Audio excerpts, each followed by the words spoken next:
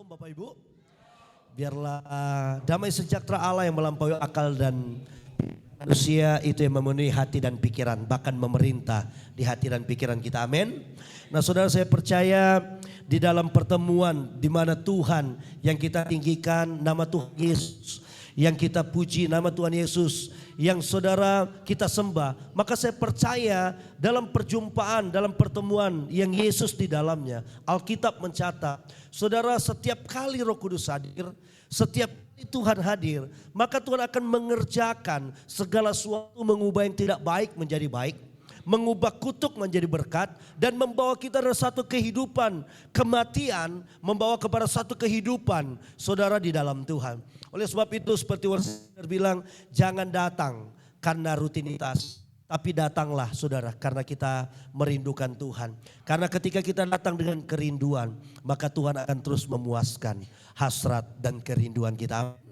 Nah saudara, saya bersyukur dan berterima kasih pada Pak Gembala. Saudara, ini pertemuan kedua kalau nggak salah ya, melayani ya Pak ya? Iya Pak ya, saya melayani ya. Oh iya, dulu Natal pertama ya Pak. Ibadah baru Natal juga ya, oh iya. Nah saudara, makasih kesempatan, kepercayaan. 14, 15, 13, 14 tahun yang lalu saya sering ke sini, setiap bulan pasti 2 kali saudara. Maka tadi jam 9.20 saya sudah sampai Pak. Saya doa keliling sampai ke dalam sana. Karena ternyata saya baru ingat, Pak Winta baru bilang, itu tempat dulu salah satu pos PI gereja di bawah ada gitu ya. Dan saya ingat banyak kenangan di sini dulu. Sehingga waktu saya masuk ke dalam, wah rumah-rumahnya udah besar, jalan lebar. Bahkan ada satu momen waktu saya khotbah di sini pada waktu itu, dan ada pengerja waktu itu kalau nggak salah Rudi sebagai ketua Eva di tempat ini berkata, "Pastor, tolong dulu, kenapa? Karena yang punya kelemahan tubuh waktu itu." Dan ini menjadi masalah, dia mau datang tapi banyak pengerja bilang tolak. Kenapa? Karena dia mengalami satu penyakit saudara. Bapak ini kerja di Jambi, orang sini saudara. Dan dia mengalami satu penyakit yang dikatakan yang menular saudara ya. Penyakit yang saya sebutkan saja AIDS pada waktu itu. Dan saya katakan kenapa? Oh mereka takut. Di mana Bapak itu? Bapak itu ada di rumahnya, keluarganya bangun seperti kandang di belakang saudara, dan dia ditaruh. Beranikah pastor mendoakan? Saya bilang berani. Dan saudara, singkat cerita saya pergi ke rumah itu setelah ibadah. Dan saya tanya kepada ibu itu, yang mana Bapak? Bisa saudara. Berani temuin daripada Bapak itu. Dan saya datang, saya peluk beliau sampai saudara bau sekali karena panas. Tempatnya kayak kandang kecil saudara. Saya masih ingat rumahnya, saya bilang ke istri tadi, inilah rumah yang saya doakan dulu. Saudara, dan saya bawa dia ke dapur. Ibu bilang, wah jangan. Saya bilang, kalian minta mau didoakan.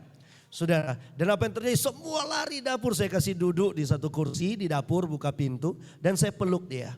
Dan saudara sangat bau. Saudara, karena kan tempatnya gak manusiawi.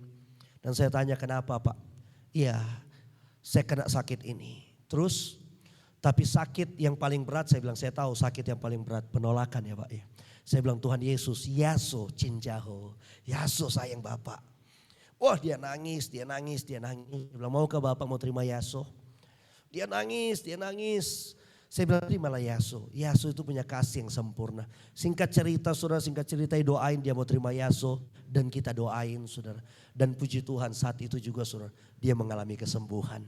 Saudara tuntas, saya bilang untuk pastikan bahwa ke rumah sakit ada Malik. Wakil direktur di sana pada waktu itu, Pak tolong Pak mau periksa. Oh ya bawa aja Pak, hari Selasa aja, hari Selasa. Pemeriksaan pertama saudara dia sudah negatif. 1 minggu kemudian juga saudara pemeriksaan kedua dia negatif. Dan dia menjadi orang normal. Tempat ini saudara menjadi kenangan bagi saya. Karena saya orangnya misi dulu saudara sampai ke Langsa. Jadi daerah sini sering saya lewat. Bahkan setiap minggu saya lewat daerah sini Pak dulu Pak. Waktu kita merintis juga yang di setelah ini apa? Tandem baru. Stabat juga ada saudara, di Bangsal. Ya, 3 belok kanan. Nah saudara, jadi daerah sini sering saya lewat dulu waktu saya masih misi. Tapi anugerah Tuhan itulah waktu yang terus berjalan Bapak Ibu. Waktu yang terus bergerak, tapi satu hal yang harus kita tahu. Saudara, Allah pemegang dan punya otoritas untuk waktu.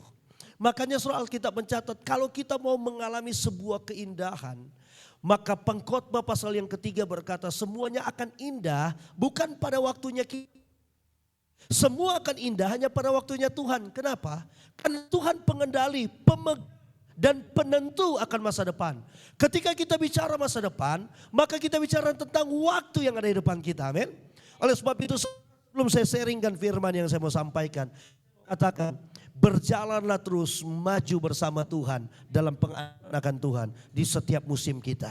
Maka kita lihat hari waktu-waktu kita akan melihat ada kemenangan, ada kekuatan, ada perlindungan Tuhan yang selalu termanifestasi ketika kita mengandalkan Tuhan. Amin.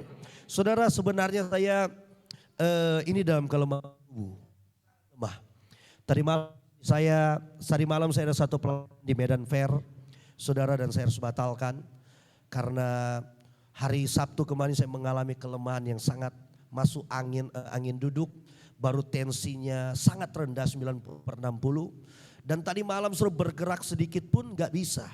Tadi malam jam 11 istri saya berkata telepon aja gembalanya, bilang minta tolong digantikan, nanti diganti waktu. Saya bilang mau kapan lagi, sampai bulan Mei tahun depan saya sudah penuh. Mau kemana, ini satu momen untuk boleh melayani di tempat ini. Saya bilang enggak, sudah gosok minyak, saya minum obat dan lain sebagainya. Jam 4 pagi, jam 4 lewat saya bangun suruh hujan di kota Medan. Saya berdoa Tuhan izinkan saya untuk melayani. Suruh tetapi gerak pun sakit. Tangan itu suruh mau ambil handphone aja enggak kuat. Jam 4 pagi saya cuma bilang Tuhan izinkan saya mau melayani. Bangun jam 6 pagi kembali suruh mau baca firman yang dipersiapkan. So lemas sekali. Tapi saya bilang Tuhan, saya melayani Tuhan. Sehingga saya bilang istri saya, kamu tolong ikut saya ya. Karena seharusnya hari ini bisa ikut, saya bilang tolong ikut saya. Gitu kan. Ya untuk teman saya supaya saya lebih kuat. Nah saudara tahu, saya cuma bilang ke Tuhan, Tuhan saya cuma izinkan saya untuk menjadi berkat kembali hari ini. Izinkan saya untuk boleh melayani Tuhan hari ini. Kalau tadi malam boleh batal pelayanan, hari ini saya gak mau. Tapi puji Tuhan saudara, Tuhan kuatkan, Tuhan kuatkan, Tuhan kuatkan. Sampai hari ini saudara boleh berdiri di depan ini. Tadi lagi pujian, penyembahan saudara, makanya saya duduk sejenak. Waduh saudara gerak sedikit kepala pusing. Tadi saya nyetirnya pelan-pelan sekali. Tapi saya percaya Tuhan yang menolong. Kenapa saudara? Karena begini, saya udah berdoa Tuhan sembuhkan saya. Saya doa Tuhan saya mau jadi berkat. Tapi saudara kenapa saya gak mengalami kesembuhan atau apa yang saya minta? Nah saudara dalam kehidupan ini ada satu ruang atau satu masa yang saya sebut saudara masa penantian. Ruang kita menunggu, waktu kita menunggu untuk sesuatu yang Tuhan. Saya percaya dalam kehidupan kita sudah banyak hal yang kita doakan. Saya percaya setiap hari banyak permintaan-permintaan, banyak pergumulan-pergumulan yang kita sampaikan kepada Tuhan lewat doa, lewat penyampaian-penyampaian. Saudara, istilah anak muda curhat dengan Tuhan. Tapi seringkali saudara kita gak langsung mendapatkan apa yang kita minta. Seringkali saudara kita belum langsung mengalami apa yang kita harapkan. Seringkali saudara sesuatu yang kita saudara inginkan terjadi gak langsung terjadi saat itu juga. Padahal kita tahu Tuhan sanggup melakukan itu. Nah saudara itu yang saya sebut. Seringkali ada masa di mana Tuhan kasih ruang, Tuhan kasih waktu bagi kita yang saya sebut dengan waktu menanti, masa penantian, waktu untuk menunggu.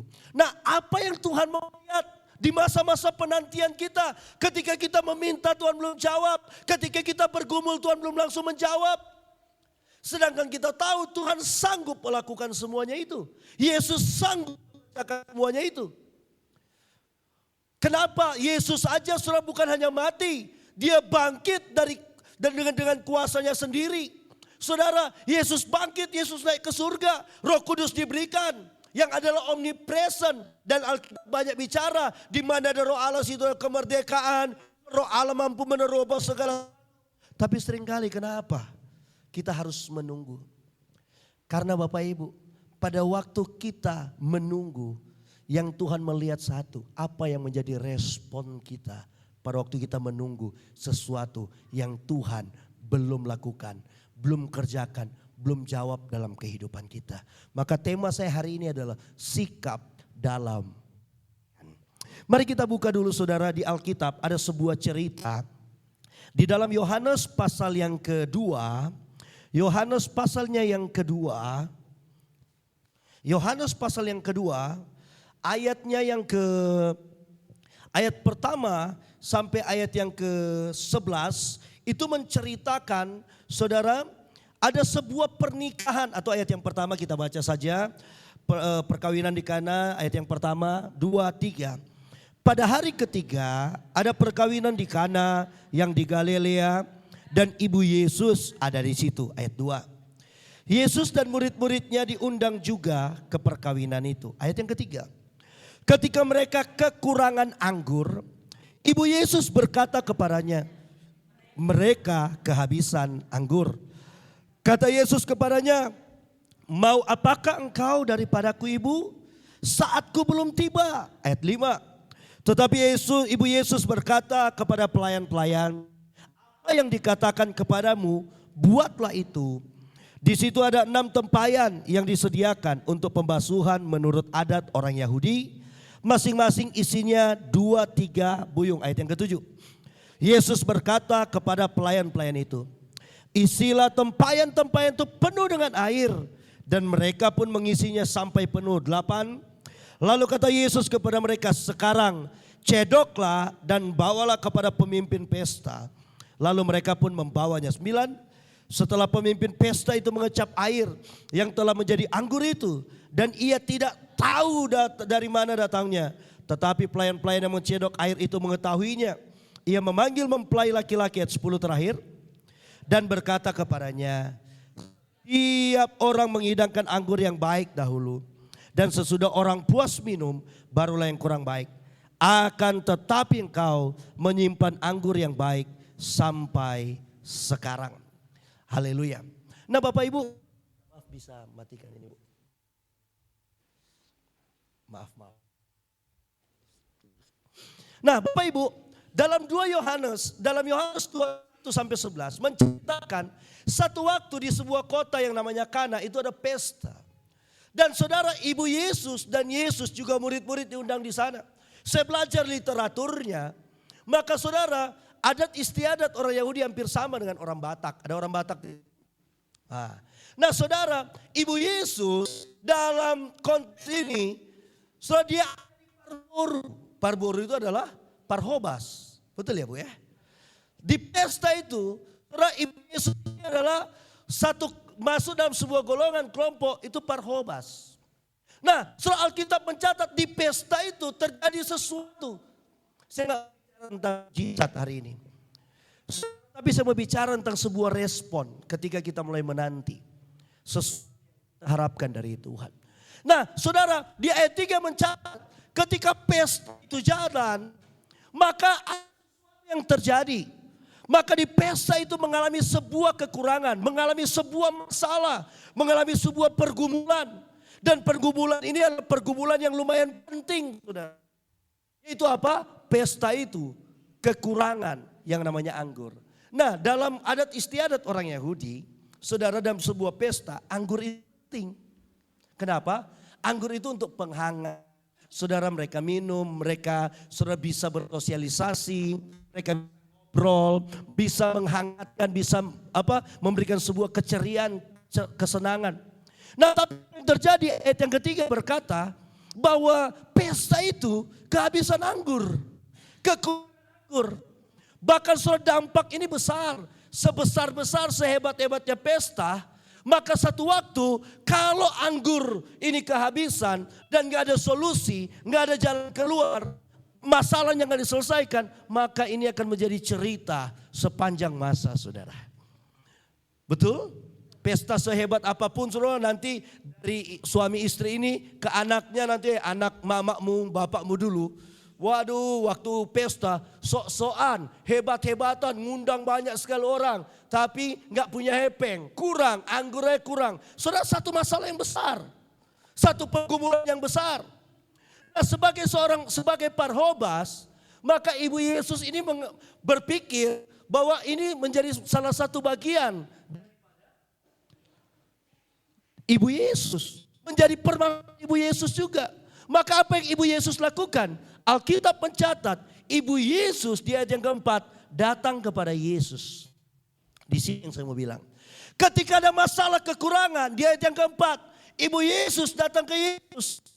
Apa yang Ibu Yesus katakan? Yesus bilang begini. Ibu Yesus berkata bahwa mereka, di ayat yang ketiga, Ibu Yesus berkata tadi, mereka kehabisan anggur. Ibu Yesus menyatakan sesuatu, sebuah persoalan, sebuah kekurangan, sesuatu yang menjadi masalah saat itu. Saudara, ketika sesuatu yang sudah diserahkan, dinyatakan seorang ibu kepada anaknya, yaitu Yesus. Ingat, saat ini Yesus belum pernah melakukan mujizat satu kali pun. Karena ini mujizat pertama yang Yesus lakukan. Saudara, ketika satu permohonan disampaikan, apa yang Yesus jawab? Ayat yang keempat, ada dua yang Yesus jawab. Ketika ada permohonan yang diberikan kepada dia. Ketika ada masalah yang dibawa kepada Yesus. Ketika ada pergumulan yang disampaikan kepada Yesus. Pertama, Yesus berkata apa? Ayat yang keempat. Mau apakah engkau daripadaku, ibu? Seakan-akan Yesus menutup sebuah pintu. Seakan Yesus berkata, aku gak akan melakukan apa-apa. Mau apa engkau padaku? Yang kedua, Yesus bilang, waktuku belum tiba. Artinya aku gak akan melakukan sesuatu saat ini juga. Betul?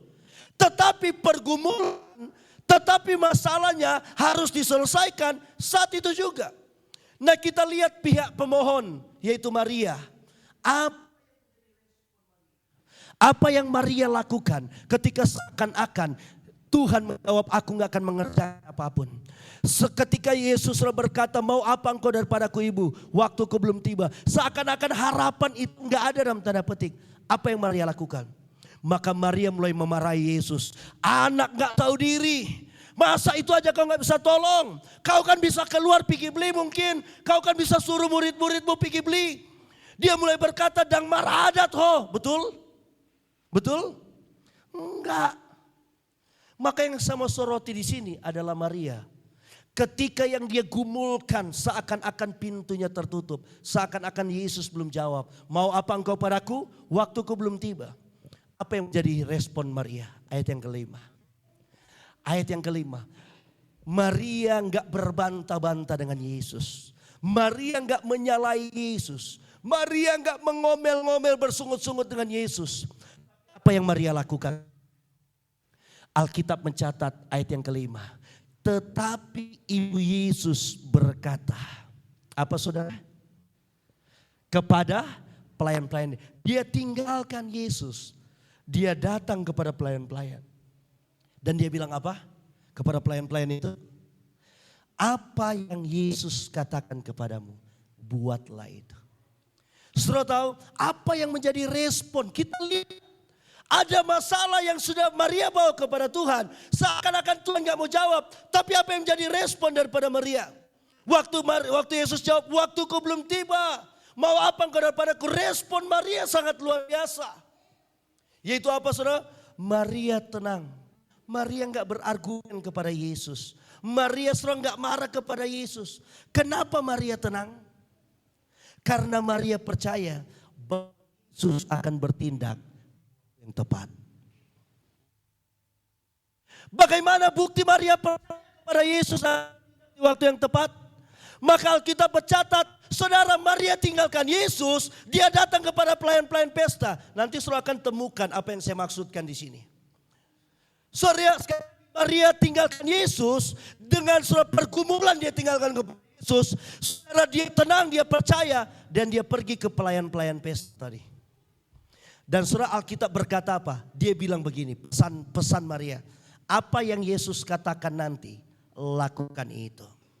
Saudara, respon Maria, ketenangan Maria membuat Yesus melihat bahwa Maria adalah pribadi yang percaya kepada Tuhan. Respon Maria membuat Yesus bergerak. Ayat yang ketujuh.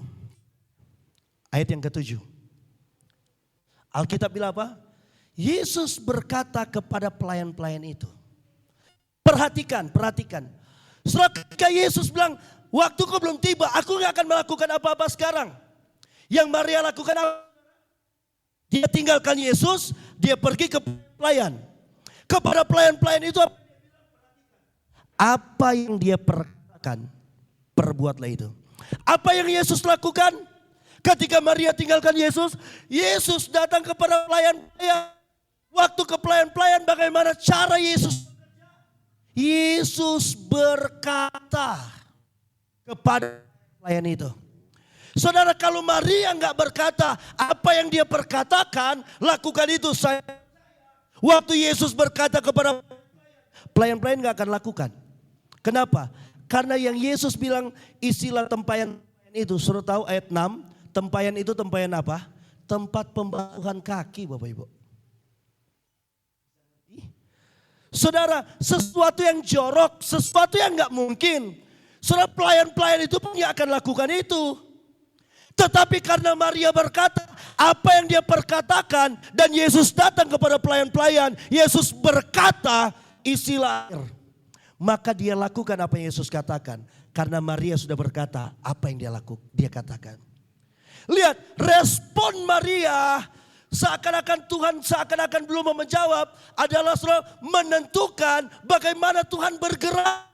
Tadinya Yesus bilang waktu belum tiba, waktu Maria pergi, maka Yesus bergerak saat itu juga. Betul? Kalau kita lihat ayat ini, lihat respon kita kepada sesuatu, kepada keadaan akan menentukan waktu Tuhan bergerak dalam kehidupan kita. Ayat yang ke-8, so lihat, Yesus berkata lagi, di sini Yesus bilang ayat 8 Yesus bilang apa?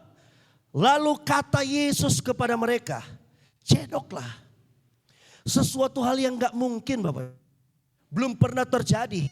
Tempat pembasuhan, tempat cuci kaki, diisi air, dicedok. Sesuatu yang sergilah.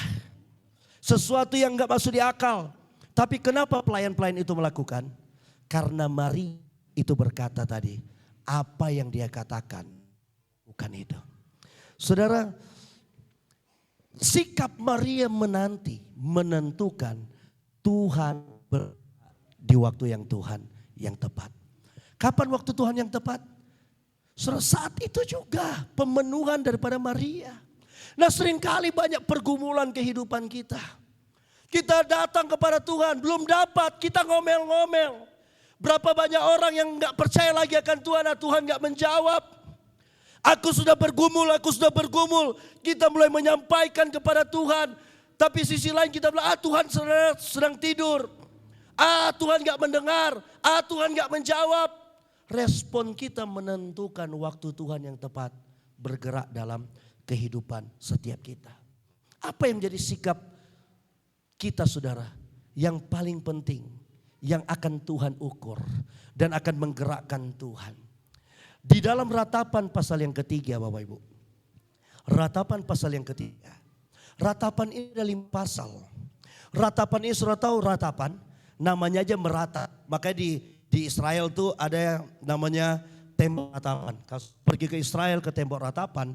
Maka di tembok itu sudah ada lubang-lubang. Dan seorang kalau ada yang mau pergi. Sudah mereka titip doa di kertas untuk ditaruh di tembok ratapan.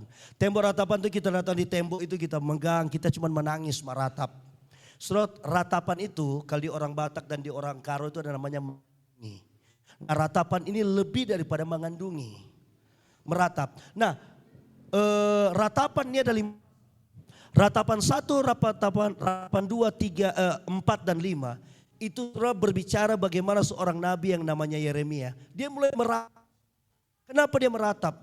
Setelah dia berdiri di puing-puing kehancuran Yerusalem pada waktu itu. Yang tadinya kotanya ramai, yang tadinya sosial bermasyarakatnya baik, yang tadinya ada pesta, ada pasar, saudara ada pemerintahan, ada masyarakat, yang tadinya saudara semua kehidupan normal, tiba-tiba saudara dia melihat sebuah kehancuran. Bahkan saudara Yerusalem bukan hanya hancur, tetapi saudara mereka menjadi orang yang dijajah, yang dibawa kepada pembuangan. Waktu dia berdiri, saudara, kenapa dia meratap? Dia meratap karena gak mungkin lagi saudara Yerusalem ini bisa terbangun. Yang dia berdiri tadi, saudara, ada gedung, ada rumah, ada pasar, ada bangunan. Tiba-tiba dia lihat rata dengan tanah. Dia melihat anak-anak muda, dia melihat orang-orang yang masih energik. Itu ditangkap, sudah dibawa kepada pembuangan. Yang dipikirkan dia satu keadaan yang gak mungkin pulih. Satu keadaan yang gak mungkin balik. Satu keadaan yang gak mungkin jadi baik. Maka pasal 1, pasal 2, pasal 4, pasal 5. Suruh baca itu dia meratap terus dia bilang sudah habislah segala. Mungkin kita itu hari ini. Dengan konteks yang berbeda.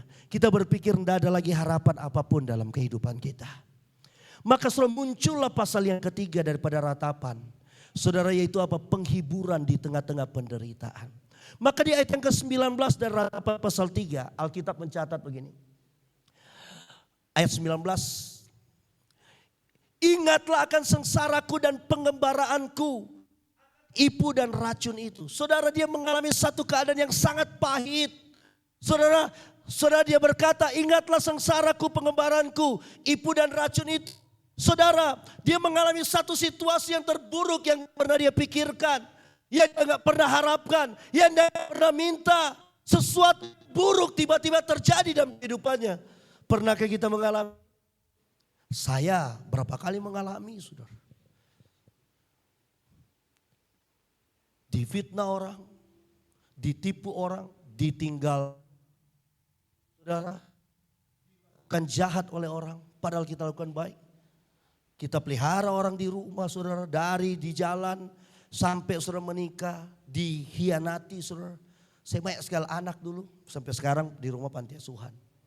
Melakukan yang baik, kita difitnah, diubah, dibalik keadaan. Saudara, wah banyak orang yang terdekat, orang yang sudah berhidup sama-sama selamanya, meninggalkan, pergi. Yang tadinya satu visi, tiba-tiba saudara nggak ada alasan tinggalkan.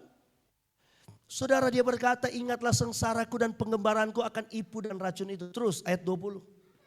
Ini masih masa-masa berat. Dia bilang, jiwaku selalu teringat akan hal itu. Dan tertekan. Dia selalu mengalami ketertekanan dalam hidupnya. Ketika dia mengingat masalah-masalah. Ketika dia mengingat pergumulan yang belum dia dapatkan. Ketika dia meminta segala sesuatu yang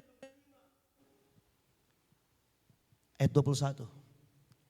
Tetap hal-hal inilah yang kuperhatikan. Oleh sebab itu akan berharap. Keadaan belum pulih Bapak Ibu. Keadaan belum seperti apa yang dia mau. Tapi dia bilang hal-hal inilah yang kuperhatikan.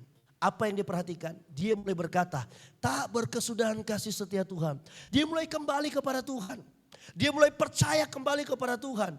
Dia mulai tenang di dalam kepercayaannya kepada Tuhan lewat Maria, seperti Maria tadi. Maka ayat 23, ini kata kunci ayat 23. Selalu baru tiap pagi besar kesetiaan. Dia mulai punya keyakinan. Kalau hari ini aku belum dapat. Lewat malam ini belum dapat. Besok ada hari yang baru. Dia berkata apa? Maka pagi ini adalah sesuatu yang besar. Kemurahan dan kesetiaanmu besar. Lewat pagi belum dapat apa-apa sampai malam. Saudara bangun pagi lagi. Dia bilang pagi ini besar kesetiaanmu dalam kehidupanku. Ini sebuah respon. Maka ayat 24 muncul. Ketika dia bilang Tuhan itu besar kesetiaan setiap pagi. Maka ayat 24 muncul. Dia mulai berkata Tuhan adalah bagianku kata jiwa. Ini pada waktu dia. Sebab itu aku berharap kepadanya. Ayat 25. Bagaimana saudara respon. Bagaimana sikap dalam menanti. Maka dia berkata gini. Tuhan adalah baik bagi orang yang berharap kepadanya. Bagi jiwa yang mencari dia. 26 dikatakan lagi. Adalah baik menanti dengan apa? Diam. Tolongan Tuhan. Ini yang Maria lakukan. Saudara, dia menanti dengan diam pertolongan Tuhan.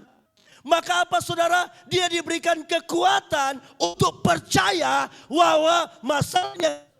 Maka dia gak protes kepada Yesus. Dia tinggalkan Yesus. Dia berkata kepada pelayan-pelayan apa yang dia mau lakukan. Maria punya kemampuan. Maria tahu bahwa Yesus akan bertindak. Yesaya pasal 30 ayat 5. Lebih baik menanti dengan diam pertolongan Tuhan. Yesaya 30 ayat 15 Bapak. Yesaya 30:15 baca sama-sama 2-3. Sebab beginilah Tuhan Allah yang Maha Allah Israel. Dengan bertobat dan tinggal diam, kamu akan diselamatkan. Dalam tinggal tenang dan percaya. Apa saudara? Terletak. Dalam tinggal tenang dan percaya, ini sikap dalam penantian. Tenang, tapi dalam kepercayaan. Tenang, tetapi kita tetap percaya bahwa Tuhan akan bertindak. Saudara, ketika kita tenang dan kita percaya, maka lihat apa yang akan turun bagi kita? Kekuatan. Kekuatan apa? Untuk menanti, untuk menunggu supaya kita enggak jatuh. Maria, saudara, kenapa dia bisa tenang? Karena dia diberikan kekuatan untuk apa, saudara? Menunggu Tuhan bekerja. Seberapa banyak orang Kristen hari-hari ini, saudara, mundur menjadi lemah dan putus asa karena belum ada jawaban daripada apa yang diharapkan. Sekali lagi, saudara, sikap dalam penantian kita. Kita ini harus tenang dan percaya. Maka kekuatan Tuhan akan ada. Atau saya katakan begini, dalam tinggal tenang dan percaya terletak kekuatan Tuhan dalam kita. Kenapa, saudara? Karena menanti dengan diam, dengan tenang dan percaya, maka 3 hal yang terjadi dalam kehidupan kita. Respon ini yang menentukan Tuhan bekerja dalam kita. Yang pertama, saudara, kita akan dapat mengontrol sikap kita dalam meresponi keadaan. Contoh Maria, 1,5 bulan yang lalu, saya suruh appointment dengan kedutaan Amerika Serikat. Minta visa untuk Amerika. Saya sudah beberapa tahun diundang. Saya bilang ke istri, aduh saya malas ke Amerika. Pelayanan, enggak usah lah dulu. Sehingga kemarin 1,5 tahun yang lalu, maka dibayarin, saudara. Sebenarnya saya nggak mau pergi, saya bilang istri aja lah. Kamu sama mertua yang menghadap, saya nggak usah. Enggak lah, yang dengan kamu lah. Aduh oke lah. Dan jujur, saudara, saya nggak berdoa untuk mau menghadap. Nah, singkat cerita waktu itu kita berangkat. Saya, istri saya, anak saya, mertua saya. Nah, karena pesawat kita pada waktu itu delay, saya bilang ke istri saya mau lah delaynya ini lama. Oke, anak saya bilang, saya mau jalan-jalan dulu ya. Oke, jalan-jalan. Bawa tas, ada saya punya tas selempang satu. Di situ ada apa namanya? Ada paspor, ada ini ya. Dia bawa sudah. Singkat cerita saya lagi ngopi. Saya lihat waktunya 35 menit. Saya mau cari anak saya, ternyata dia lagi. Dan dia muncul depan saya panggil, Piero sini. Mana? Ayo kita sudah mau pergi, ini sudah mau kayaknya calling 1. Oh iya. Waktu kami jalan ke waiting room, maka saudara saya tanya, papi, kaget saudara, dia cari. 50 menit dia cari tasnya, enggak ada. Nah singkat cerita saudara, dia balik, enggak ada pi. Tadi saya buang air besar di kamar mandi, tasnya saya gantung. Karena tasnya kecil, dan sekarang saya pergi ke situ pi sudah enggak ada. Waduh, saudara tahu apa yang terjadi? Saya marah, saudara. Anak saya sampai pucat. Kamu ini, kenapa? Kamu ini tahu itu tas tinggal sedang penting. Bagaimana kita, sedangkan besok pagi jam 8 pagi kita appointment ya. Jam 8 pagi kita harus ke kedutaan. Kalau nggak ada paspor kan nggak mungkin saudara menghadap. Kalau dia izinkan dikasih visa, apa yang mau dicap? Oh saya marah dia. Saudara, waktu saya marah dia, saya berpikir begini, wah sudahlah gagal semua. Gagal, pengorbanannya udah puluhan juta keluar di situ kan. Bayar appointmentnya kita 3 orang, hotel. Terus saya berpikir ngapain lagi mau berangkat kalau sudah kayak gini. Gitu loh. Lagi saudara saya nggak tenang, saya bilang, kamu hati-hati dong. Nah saudara, tiba-tiba Roh Kudus bicara di hati saya. 1 Petrus 4 ayat yang ke-7. Dan segala sesuatu sudah dekat. Kuasailah dirimu tenang dan dapat bertumbuh. Ketika saya dapat itu, apa yang saya lakukan? Saya bilang Tuhan maaf, udah emosi. Karena saudara, secara manusia nggak mungkin. Waktu kita tinggal 25 menit, Sedangkan untuk take off 25 menit, saudara minimal 15 menit sebelumnya sudah dalam. Saya peluk dia, sudah santai ya. Makanya hati-hati ya. Saya mulai melembut hati saya. Saya cari orang untuk keluar. Dari bawah keluar. Apa yuk? Ada panggilan, tas hilang. Saya pikir itu tas saya. Kami pergi saudara, jadi harus keluar lagi ke tempat ke tempat pintu masuk yang pertama. Ternyata tasnya bukan itu saudara. Dan saya lapor satu absek, saya telepon salah satu pimpinannya, tolong izin, saya tasnya hilang. Tapi saya ini harus berangkat, di tas itu ada paspor. Tapi saudara, semua orang bilang 80% gak mungkin akan ketemu saat itu. Bahkan itu akan dianggap hilang. Kenapa? Karena ini saudara bukan koper, kalau koper. Maka satu absek datang, mana Pak? Di sini, ini udah ini di penjaga toilet. Penjaga toilet bilang enggak. Kan di toilet itu enggak ada ini Bapak Ibu. Enggak ada CCTV, itu kan privacy. Enggak boleh. Hak asasi manusia. Sehingga saudara saya cuma, Tuhan enggak apa-apa. Saya bilang, bakal ini nggak jadi ya sudah, berarti Tuhan. Dan saya nggak bisa kenapa? Karena di Amerika cuman bisa 2 appointment pertama saya pelayanan. Ini appointment kedua, kalau enggak ya tahun depan. Nah saudara saya tenang, sudah jadi tenang. Saya bilang ke anak saya, istri saya, sudahlah. Hitung-hitunglah kita aja lah ini. Dah oke. Saya bilang saya percaya. Nah saudara singkat cerita kami harus naik ke pesawat. Sudah di pesawat, sudah dihitung, sudah mau tutup pesawat. Ada yang dan ternyata gak bisa. Kalau syarat penerbangan ternyata gak bisa. Setelah itu apa yang terjadi? Tiba-tiba yang teriak ke pramugari dan bilang begini. Ini umumkan, ada enggak yang punya tas yang hilang? Padahal saudara secara global mereka tahu penumpangnya ada di sini. Tapi kan kadang kita ada telepon dulu. Saudara dan di pramugari cuma panggil, ada kehilangan, ada yang ketertinggal tas saya. Ada, saya teriak, semua lihat. Akibat kami, maka kami itu tertunda pesawat 15 menit ya. Marah, saya nggak tahu kalau EP-nya gitu. Anak saya langsung keluar, saudara, keluar karena pikir dia anak-anak. Saya juga keluar dari kursi saya dan saya lari saudara. Ternyata calling 2. Saudara nggak bisa keluar dari pintu. Saking senangnya saya keluar, saya ditahan sama tas saya.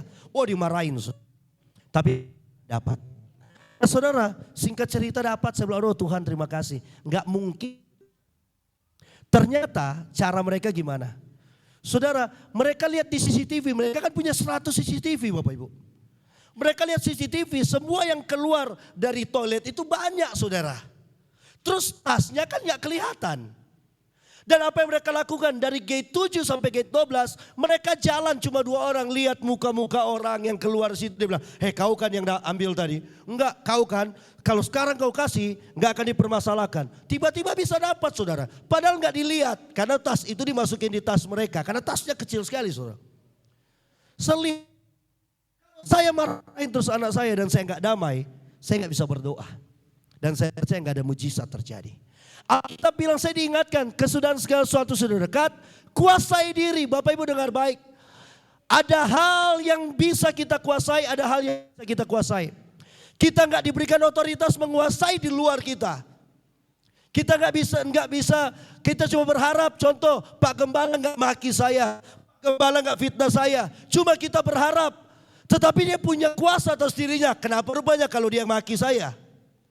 Tapi saya punya kuasa untuk respon. Waktu saya dimaki, saya punya kuasa untuk berkata, ampun, tenanglah, jangan balas makian dengan makian. Karena Alkitab berkata, bukan yang masuk menajiskan orang, tetapi apa yang keluar. Ketika saya dan saudara maki, saudara kita nggak najis, orang yang memaki kita yang berdosa. Tapi ketika kita membalas memaki, kita berarti keluar, maka kita juga jadi berdosa. Makanya saudara, pentingnya kita tenang, tinggal tenang dan diam dalam percaya waktu menanti janji Tuhan. Kenapa? Karena kita akan diberikan kekuatan untuk merespon, untuk mengontrol dan merespon keadaan kita seperti yang kedua. sikap dalam penantian.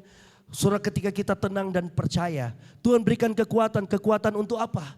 Untuk kita lebih kuat menanti atau menunggu waktunya Tuhan. Kan Yesus bilang waktuku belum tiba. Maria kan menunggu waktunya Tuhan. Sedangkan keadaan sudah genting. Tapi Maria diberikan kekuatan untuk menanti waktu Tuhan bekerja. Saudara, sehingga Maria firman. Yang saya katakan tadi Pengkhotbah 3 ayat 11. Maria mengalami keindahan.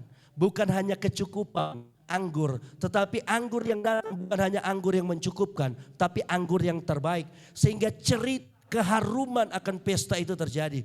Saudara, kepala pesta aja berkata, waduh kok beda sekali ya. Biasanya yang terbaik yang dikasih. Baru yang tidak terbaik. Tapi ini yang di depan sudah baik. Yang terbaik lebih baik.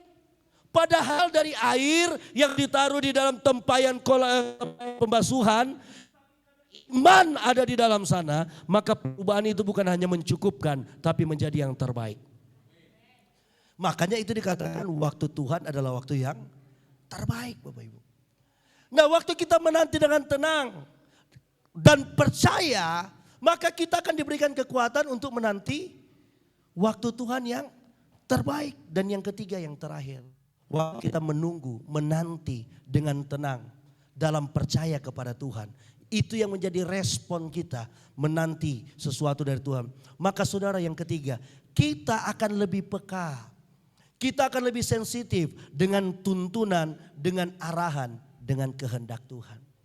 Lihat, Maria, dia buka jalan untuk mujizat itu terjadi. Dia bilang gini, hey, apa yang dia katakan? Lakukan itu. Waktu Yesus berkata, maka itu melakukan. Kenapa? Maria sudah buka jalur. Apa yang dia katakan? Coba kalau Maria yang datang pelayan-pelayan itu dan berkata, apa yang dia katakan, lakukan. Maka waktu Yesus berkata, ambillah tempayan, isi air. Mereka akan berkata, siapa kau? Enggak kau tahu bahwa ini tempayan tempat cuci kaki. Diisi air hanya untuk membasuh kaki. Kami enggak ada urusan dengan itu. Kami urusan dengan masak-memasak. Kami urusan dengan anggur. Kenapa kau mau suruh ambil? Menjijikkan. Air pula kau taruh. Kau bilang pula cedok. Di mana ada air menjadi anggur? Karena belum pernah terjadi. Karena Yesus belum pernah melakukan mujizat. Tapi lihat, karena Maria sudah berkata apa yang dia katakan. Seakan-akan dia tahu cara Yesus bekerja hanya untuk berkata. Saudara, penting kita lebih peka dan lebih sensitif akan tuntunan dan arah Tuhan. Kenapa? Sehingga saudara kita tahu dan peka akan tuntunan Tuhan. Maka saudara kita akan melangkah dalam kehendak Tuhan. Dan Tuhan gak akan pernah salah, saudara. Gak akan pernah gagal. 18 tahun saya di Sumatera Utara. Sampai hari ini saya gak punya keluarga tuh. Chinese Bandung. Semuanya orang Chinese Tegal. Kami menikah 2010. Satu keluarga pun, bahkan satu teman pun. Dia pada waktu 2010 dia tinggal dengan kami di sini. Sampai hari ini saudara. Orang tua, keluarga yang jauh aja. Keluarga yang ikut Torombo aja. Itu gak ada saudara. Sampai hari ini 18 tahun saya di Sumatera Utara. Istri saya 13 tahun di Sumatera Utara. Enggak ada keluarga satu pun enggak ada. Ya. Tapi saudara, yang angkat anak saya saudara, orang China, Boksu, Biksu, saudara ada beberapa. Orang India saudara, Haji, orang Batak, orang saya paling banyak marga saudara. Di Karo saudara, Bukit. Di Batak saya si Hombing nomor Sapilupu itu, Lumban Turuan. Saudara, jadi saya belajar Tarombo di Simalungun, Saragi, di Pak-Pak juga diangkat saudara. Banyak saudara. Wah banyak. Banyak angkat saya anak. Orang yang berjalan dalam kehendak Tuhan, enggak ada langkah yang salah. Bukti ada langkah yang salah, Tuhan jamin, Tuhan lindungi, Tuhan sampai hari ini. Saudara. Nah kenapa kita harus peka saudara? Karena banyak kegagalan dan kehancuran terjadi ketika seseorang ada dalam proses. Apa yang membuat seseorang hancur dan gagal dalam proses? Karena dalam proses yang diambil adalah langkah yang salah. Orang kan kalau dia dalam proses, dalam masalah, saudara akhirnya gali lubang tutup lubang. Menyelesaikan ini dengan cara ambil di sini, padahal saudara di sini terbuka lebih lebar, gitu ya. Mendesak di sini, saudara harus ditutup di sini, tutup di sini, sini selesai, di sini lebih lebar, lebih luas. Kenapa? Karena kita nggak mendengar tuntunan Tuhan. Saya tutup di sini. Kenapa harus menanti Tuhan dan bertindak dalam tenang dan percaya? Karena Tuhan punya kendali utuh atas segala hal. Saudara, karena segala hal dunia ini hanya tunduk kepada satu hal Bapak Ibu. Apa itu? Kehendak Tuhan. Saudara-saudara merancangkan apa? Saudara bisa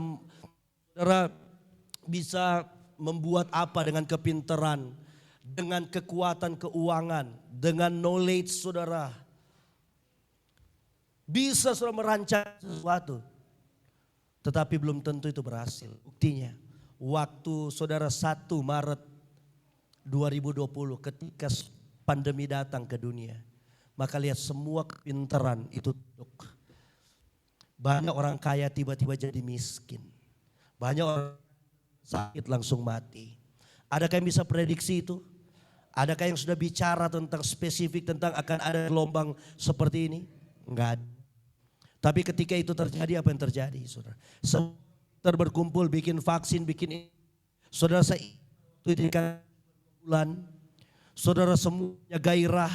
Bulan Mei diumumkan nanti akhir bulan Juni akan sudah dibuka. Saudara bulan Juni saudara dibilang bulan Juli saudara dibilang September. Hitungan-hitungan ini sampai 2021. Sekarang saudara, bulan yang lalu. Kenapa? Karena segala sesuatu hanya tunduk kepada satu hal. Yaitu apa saudara? Kehendak Allah. Makanya Yesaya 55 ayat 8 dan ayat 9 bilang begini. Yesaya 55 ayat 8 dan 9 Alkitab mencatat begini. Kenapa kita harus tunduk dalam kehendak Allah? Karena ini sebab Yesaya 55 ayat 8, Yesaya 55 ayat 8 dan 9. Ya, 2, 3. Sebab rancanganku bukanlah rancanganmu kata Tuhan. Jalanmu bukanlah jalanku. Demikianlah firman Tuhan. Tapi Tuhan kasih tahu.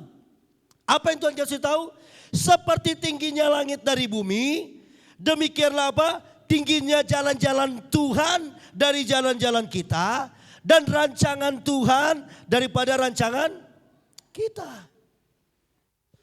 Tuhan bilang rancangan kita dan jalan kita bukan rancangan dan jalan Tuhan. Tapi Tuhan bilang kalau kamu mau lihat jalanku dan rancanganku tinggi lebih besar. Tinggi dan besarnya seperti apa? Dan bumi. Artinya sesuatu yang gak bisa diukur. Siapa yang bisa mengukur saudara? Antara dari langit dan bumi. Gak ada. Kita kalau lihat pesawat paling 34.000 kaki. Pesawat itu gak mentok saudara. 38.000 kaki pesawat itu belum mentok. Siapa yang pernah mengukur saudara? Sesuatu dari dasar bumi sampai ke langit. Gak ada yang bisa mengukur. Tuhan bilang begitulah jalan dan tingginya jalan Tuhan. Dan rancangan Tuhan dalam kehidupan kita. Artinya begini. Proses hidup akan ada ketika kita di dalam Tuhan. Bahkan disiplin dari Tuhan akan berlaku dalam kehidupan kita.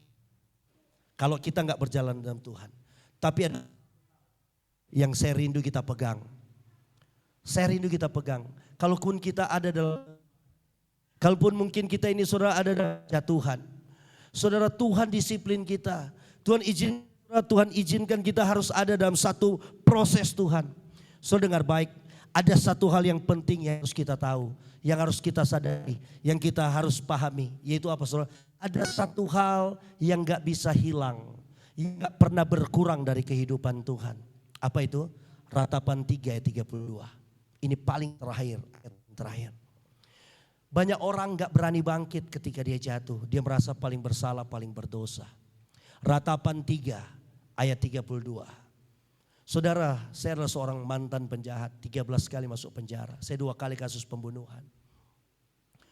Saudara, saya pemakai narkoba berat. Dari usia 10 tahun saudara saya sudah tatoan di zaman itu dan masuk keluar penjara.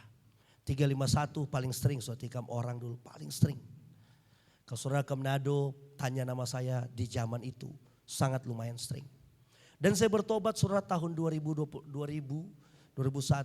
itu saudara bukan di tempat di gereja. Saya bertobat di stadium saudara. Satu diskotik terbesar di Jakarta waktu itu.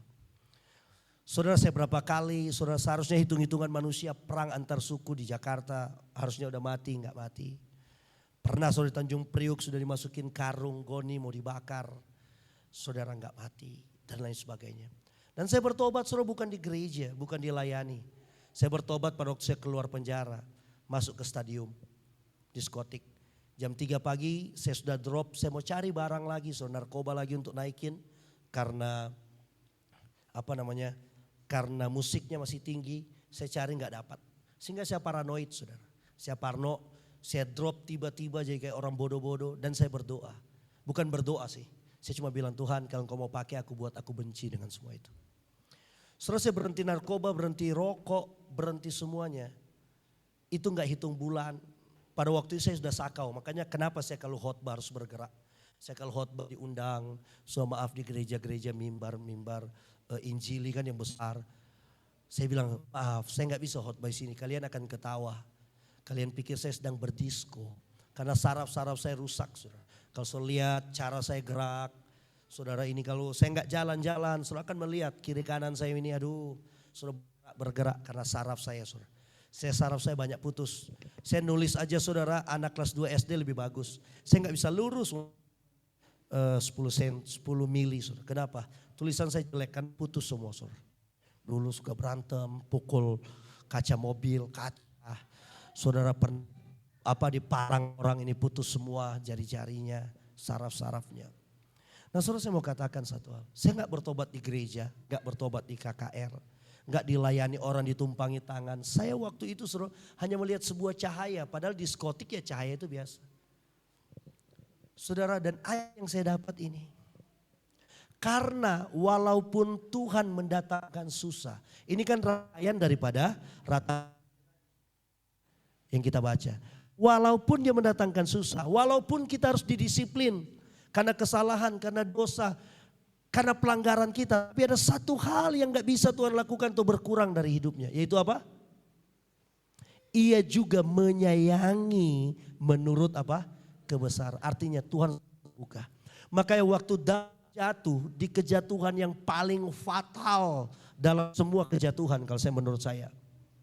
Mazmur 103 Daud bilang apa? Tuhan gak membalas kita sesuai dengan perbuatan kita. Bapak Ibu kalau Tuhan balas kita sesuai perbuatan, tiap hari suruh kita didisiplin. Tiap hari bersalah gak? Tiap hari berdosa gak? Saya tiap hari bersalah. Saya tiap hari berdosa. Di Alkitab saudara membunuh itu dosa. Dan perjanjian lama membunuh itu waktu kita tikam orang mati itulah membunuh. Perjanjian baru Yesus Alkitab bilang apa? Waktu kamu sedang membunuh saudaramu. Di perjanjian lama berzina aja hubungan zina, hubungan badan. Di perjanjian baru Yesus bilang apa? Kamu baru melihat ingin saja. Artinya kita nggak lepas dari dosa. Maka Yesus bilang, saudara, maka Tuhan bilang ada satu hal nggak berkurang dari Yesus. Ia juga menyayangi kamu menurut kasih dan setianya. Berkata, Tuhan gak balas kita menurut perbuatan kita. Artinya apa? Yang Tuhan gak bisa sangkal dalam dirinya adalah Tuhan mempunyai kebesaran kasih setia. Jadi kalau Tuhan belum jawab doa kita, bukan Tuhan gak sanggup, bukan Tuhan gak mau. Tapi Tuhan sedang melihat respon kita. Respon yang terbaik adalah apa saudara? Menunggu, menanti dengan diam, dengan tenang dan percaya. Karena terletak kekuatan kita sehingga kita mampu tunduk kepada Tuhan. Maka di waktu Tuhan yang tepat, Tuhan akan menjawab doa untuk keluarga kita, doa untuk rumah tangga, doa untuk pelayanan, doa untuk finansial, pekerjaan usaha, doa untuk pemenuhan kecukupan kita. Karena Yesus menjamin segala sesuatu. Karena Alkitab menjamin Allahku perlukan menurut kekayaan dan kemuliaan dalam Tuhan. Dan itu bukan teologi kemakmuran.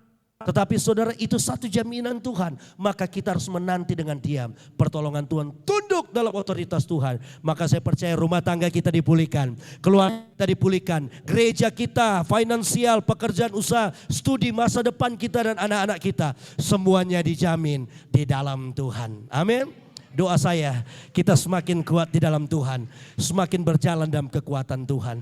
Seperti saya sudah kuat juga, padahal tadi saya sudah duduk saudara. Tadi gerak pusing, tapi di mimbar saudara masih bisa. Kenapa saya tahu? Karena Tuhan berkenan atas apa yang kita lakukan, yaitu memuji menyembah Dia.